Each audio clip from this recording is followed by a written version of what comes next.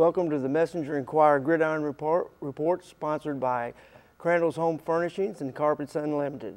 I'm Jim Pickens, and with me today is Mark Mathis. And Mark, we're getting to that point where we've got 2 weeks left in the regular season, and I think that if anybody's going to gain any playoff momentum as they go into the postseason, they better get started this week. Right. There's several teams out there that need to lift their level of play up if they're going to advance very far, and there's a couple of district games out there still this week that are pretty important, and those teams obviously need to win, one in particular for a district championship, the other one to make sure that they stay at home in the first round. That's right.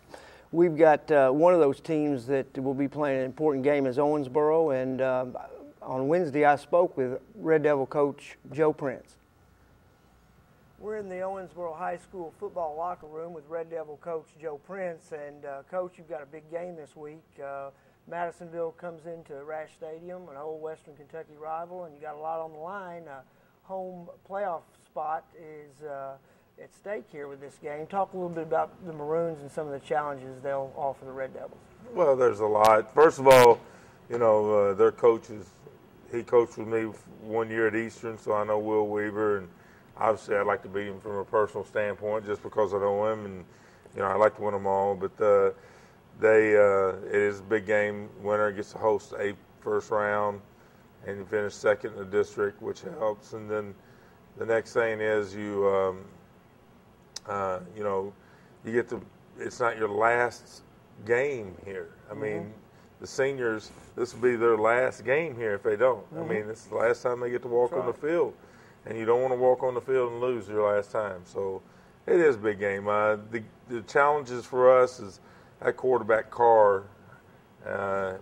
He's tough when he runs the ball, and he creates so much that he scrambles around, and then he'll find a receiver somewhere, sort of like Hickey does for Christian County, and he's created a lot of problems.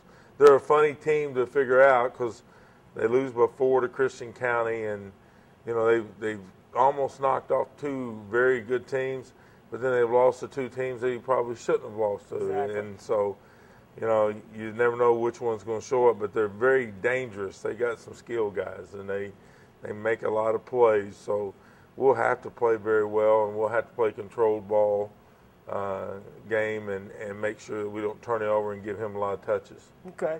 Talk about, you're coming off an interesting game. We don't see too many 7-6 games anymore in high school football, and that was an interesting game against Hopkinsville. And I think, again, even though you struggled offensively in some ways, the defense, again, stepped up for you, and that's sort of been a constant around here for several seasons. Talk about this defense. What's impressed you most about your defense this year? Well, this year's been an unusual year because we've been spoiled before that if you get 2-score lead, nobody's going to come back on you, basically. And we're not there yet, but we've done some good things up front with our D-line, and somebody's made a play just when we need it. The other night, defensively, right before half, they were moving it to score, and we made a couple plays, and they don't get a chance to even kick a field goal. Michael Dudgeon makes a big play, and then had another chance to score. We thought we had them on their 1-yard line, and then they make another play, and next thing you know, they're down in scoring territory, and our defense stopped. The other thing about the night that was unusual, but it brings back a lot of memories, is we had the ball the last 7 minutes and 50 seconds, I think, of the game. We didn't score. We got on the 4-yard line, and then we just started taking a knee. But to have a drive that goes almost 8 minutes is unheard of now. Very unusual. And our kids did a good job there. Last week, ran the ball real good. Kendall Tinsley had like 147 yards, and Tony Daviess ran for like 60 yards or so. And so we ran the ball real well and had a couple of timely throws. So the game was a controlled game. So anyway, that all worked in our favor. The kicking game, we hit one extra point, they didn't. We both missed 2 field goals. The thing that disappointed me kicking game was that we score and we give up a 95-yarder second time this year. So, you know, we just haven't put a whole game together yet where kicking game, defense, and offense has done great. And so the other night, though, our run game bailed us out and our defense bailed us out. And this defense, to get back to your point, is just different people have made pieces all year. And I wish we'd all get it together where our DBs are playing great and our D-line's playing great and our linebackers playing great. We've had like 2 out of 3 every game. Right. So if we ever get that together, we'll be pretty good. Last question, just a couple of keys for your offense. You talked about defense a little bit and trying to stop Carr. That's going to be a challenge. Offensively, what are a couple of keys in this game? Well, we got to run the ball, that's for sure. And then they're going to try to bring pressure, and we've got to have our things like screens and our man beaters down and timing down, because when you have man beaters, you got to make double cuts. You got to also make cuts off of people and things like that. So we have to have our timing down because they can bring more than you can block no matter what you do. Right. They can bring 11, and you can only block 10. So anyway, unless the guy with the ball is going to be a blocker. So anyway, we've got to be able to do that, to run the ball first, don't turn it over, and make a couple timely throws and make some possessions off of that and make them pay.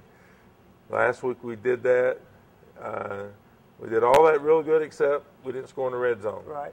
So we have kind of been like a 2/3 team all year. And I think that's about right what our record is, 2/3 right now. Right. So if we can get it all together, we'll feel a lot better. Coach Prince understands the importance of this game. Madisonville comes into this game having won 3 in a row.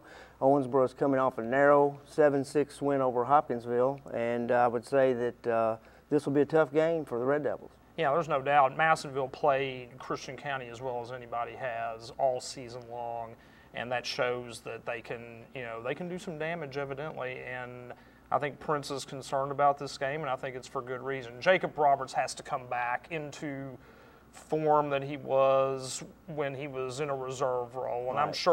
I'm sure that playing this past week probably helped that process. I think you're right. Another game we want to talk about is Owensboro Catholic travels to Fort Campbell. You're actually going to be covering that game. This will be for the Class 2A District Championship. Fort Campbell, as we know, is a 3-time defending state champion. They struggled early, but the Falcons are in resurgent mode right now, having picked up a big victory at Hancock County last week. Your thoughts about this game? That's what I covered, the Fort Campbell-Hancock County game last week. And Fort Campbell, I think what I said was they're not as polished as they have been the last 2 years. They are every bit as talented. They have every bit as much speed as they did. And they got off some really, really big plays against Hancock. Hancock stayed with them for more than a half. But then when Fort Campbell kicked it in, it was no contest. Right. I think what Catholic can do better than Hancock will be get the ball down the field via the air routes. So yeah, it should be an outstanding game. We've got several other games to talk about this week, including Henderson County against Apollo. They're going to be coming into Apollo, and we'll be back to talk about those games right after this break.